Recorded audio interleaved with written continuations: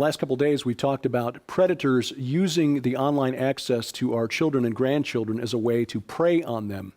But the predators aren't always natural. Sometimes they're supernatural. This is SkyWatch TV, a special broadcast for Wednesday, May 18th, 2016. I'm Derek Gilbert. Joining me in studio, a gentleman who will be featured on a couple of interviews coming up as part of our web-only series on SkyWatch TV, the executive director of Luther Academy and the author of a couple of books that we highly recommend. I Am Not Afraid, Demon Possession and Spiritual Warfare, and Afraid, Demon Possession and Spiritual Warfare in America. We welcome Dr. Robert Bennett to the program. Wonderful to be here. Glad we caught you coming through town. Indeed. The programs with Opal Singleton of MillionKids.org were eye-opening in the way she described the access predators have to our children through the internet, even through video games, which was really, to me, video game was like the old ColecoVision. I know enough about my own personality. If I get into games, I get lost, so I don't play. Well. But the online chat feature allows access from predators to our children. But in your book, Afraid, you deal with some of the aspects of the internet and video games that Opal just touched on. As she mentioned, the occult themes that are present in many of the popular games today. What are some of the dangers to our children and grandchildren through video games? Well, I think you mentioned that a little bit in your introduction, this understanding that we really start to dissociate ourselves into this world of fantasy. And it seems safe because it's a world of fantasy. It's not real. Nothing can happen to me there. It's not real. And maybe that's true on a naturalistic or a physical understanding. However, we've always been warned as Christians that we're not supposed to try to dissociate ourselves. We're not supposed to try to force ourselves into other states of consciousness and so forth. And it's so very easy to do that. You talk about yourself getting lost in games. I used to play this game, and I loved it. I think it was Age of Empires or something to that effect. And the whole idea of the game is you set up your own civilizations, which is seems pretty easy to do, and nothing too dangerous about that. And you war with the various civilizations, but once again, that's just recreating history and war. But the way to win the game is to create your own religion. You have to create your temples, you have to create your priests. Now your priests have the ability to convert others. And so really, as you start to think about it, you now become God. You're creating, you're directing the overall picture from outside. You're the one who's bringing faith to individuals and taking faith away. And so you start to fall into these pictures. We don't think of them that way. And I think that's the problem, is we need to start recognizing that there's spiritual dangers. Now, I love the game, and I don't think there's anything necessarily wrong with the game, but it's wrong now if you start to fall into these type of situations. And in my book, I write about a young man that really took this to a far, far extreme, a Christian young man, who received a full scholarship to university, a very good student who, finally outside of his parents' realm, and he put up this nice gaming system, and he was involved in this virtual reality game, and he got so involved that he really began living his life in the game. He literally did not go to class. He didn't leave that chair except for sometimes to the bathroom, sometimes not, and really just became a part of that false world. His parents came and they found out somehow that he wasn't going to class, and they found him there. And even when they were there, he was almost like he wasn't there. They were concerned that he might even be possessed or something to this effect. But he had got pulled into this so far. Now, of course, eventually they got him some help. There's actually there's whole counseling and addiction programs out there for those who are addicted to video gaming and these types of things. And then the church got back involved with him, and he's doing very well now. But now as he looks back into the things that he'd been, he understands now that there was actually a spiritual component there. that was drawing him in farther and farther to the point where he could no longer get himself out of it. And we do see this sometimes in possession type situations where people start toying with things, and before they know it, addictive behavior is the same as well with almost any addiction. You can maybe do a little bit of this thing or that thing, and it's okay, and then you do a little bit more and a little bit more, and before you know it, it's got you, and really you've lost yourself. And so it's interesting, most drug addicts or alcoholics would also say after they come out of it that there was a very strong spiritual component for them. So anything that is going to kind of take us out, dissociate ourselves from this real world in which we've been placed is something that we need to look to for danger. And we talk about this all the time, you're right. We have all this warning about the predators that are out there, the people are seeking to hurt our children, to take our money, all these things through the internet. But once again, because we don't see it as a spiritual thing, our guard is down. We're not being cautious, and we're seeing the spiritual danger, the spiritual predator that is coming up out of these things as well. Well, and there are a couple of ways that this can affect people. You mentioned this was a Christian young man, and there are people who might say, well, this can't really be that harmful because if he's a Christian, then he's protected. He's got, greater is he that's in him than he that is in the world.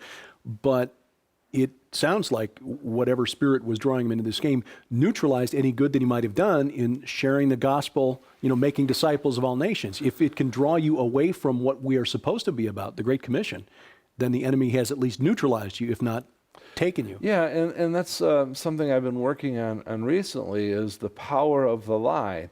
You see, if I can convince you of a lie, even though the lie is not true, it's nevertheless true for you. And in some of my writings, I use the example of if I came to your house and I had Child Protective Services sign on my car, and I knocked on your door and I said, here, I have this piece of paper to take your children, and you don't want to cause a problem because you want your children back, so it looks real and you let me do it. I drive away, you call Child Protective Services. They said, we never sent anybody out there. The whole thing was a lie. I had no power to do this. You had no reason to do this. But because I convinced you of this lie, nevertheless, it's true. Yeah. So we talk about Christians. Christians fall into these lies all the time in various ways. Whereas, sure, they're Christian, that Christ is with them. He that is in them is greater than that he is in the world. But yet, nevertheless, because of the lie, they're brought into these other places where they're going there because of that lie, where there's no reason for them to be there, and Christ is still with them. The occult themes that pop up in many games. One of the games that I did play, and I played this with our daughter when she was young, because she was too scared of the game. She wanted to play the game, but she was too scared of the various monsters that he had to fight. The game had a very Lovecraftian feel to it. Old house in New England where there's a basement that led down to these various levels. And we played the game through once, and this was very early in my walk where I began to realize that, okay, Jesus was real. He really did live, die. Okay, everything he said was true, so I need to start taking this seriously. By the time we were into the game the second time, and I realized there was one level in this game where you were playing as a medieval priest. But in order to defeat these spiritual enemies, you had to cast spells. And at that point, I said, you know what? What are we doing? Me as a mid-30s adult didn't get it until I was halfway through the game the second time through, and I said, we need to stop playing this game because this is not right. This is wrong. But there are a lot of kids and teens, people who don't have any kind of biblical background, who are playing these games and kind of absorbing these concepts and worldview, where even the religious Christian characters are having to engage in magic and spell casting in order to advance in the game. How might that affect them in how they view the rest of the real world once they're out of that game? I think it affects them to the point where they're sometimes not even able to function in that real world. That virtual world is a safer world for them. It's a world that they understand, but yet many times we'll find these folks who really don't spend much time communicating with real people, or if they do, it's through text or various social media types of forms. So people really lose the ability to function within community. And of course, that's one of the things that we are called to do as Christians. We're to love and to care and protect our neighbor. But in this sense, we're of no good to our neighbor whatsoever. And so whatever the reason is that we're finding a way outside of society, whether that's through various other addictions or through internet addictions or game addictions, we're still being neutralized in a sense, Right. whether we're Christian or not, from that which God has given us to do. In Christianity, we talk about vocation in the sense that each of us have various vocations. I have the vocation of a father. I have the vocation of the executive director of Luther. I can on and on. And we all have these type of vocations, our work vocations, our home vocations. And behind all these vocations, Christianity has always talked about that these are masks of God. God is serving us through the activity of our neighbor. And likewise, God is serving our neighbor through our activities. And so we can be neutralized and kind of put outside of the community in which we're living and acting. Really, we've been neutralized from God's activity by the evil one who's led us astray by this lie. My wife, Sharon, who's far more intelligent than me, wrote an essay based on a presentation she gave at a conference several years ago about your brain on virtual sin. That was something Opal Singleton addressed in her talk. Students who play the game Grand Theft Auto, which involves some very R and X-rated behavior. In order to advance past one level, you have to have sex with a prostitute, and you have to pay actual money to the game in order to advance past that level. But then to get your money back, you have to kill the prostitute. Virtual sin. You know, Jesus told us that the standard of morality is this, that if I look at another woman with desire, other than my wife, I have committed adultery. Not like adultery, it's not a metaphor for adultery, it's not analogous to it is adultery. If you are playing a video game in which you are killing virtual characters, committing virtual sin, to advance past another level, you got to back over the police officer and make sure he's dead. There may be some who see this as overreacting, as a fundamentalist Christian, overreacting to something that's just a game. But given that Jesus set this standard that is only what's in our heart that constitutes a sin, I mean, is there a danger here that we are actually training our children that these things really don't matter and that it's okay to do these things as in a virtual sense because it isn't real? Well, I mean, put this into a real fantasy type of thing with individuals. If your children were pretending to rape each other in the house when they were playing, I don't think you're going to say, well, that's fine. It's not real. It's not real. Yeah. They're just playing, right? So these are obvious things that we would not allow in our society, especially as parents, that we now are allowing in the video games. Although a lot of parents probably simply just don't know what's in there. Their child comes home and says, all my friends play this and I want to play this too, and well, I guess all the friends are playing it, so it must be okay, and I don't want my child to be kind of an outcast because he's not cool. And besides, it keeps them quiet, so they're not bothering me. Quiet, so I can go do my own sinful stuff. No. Exactly. So I see this. I think you're right, though. I think we have to be careful. Everything God made is good, and yet everything God made can also be used for evil. And so we always just have to be aware, sober-minded, as Peter would tell us, of that which is in the world, and simply deal with each issue as they come forward.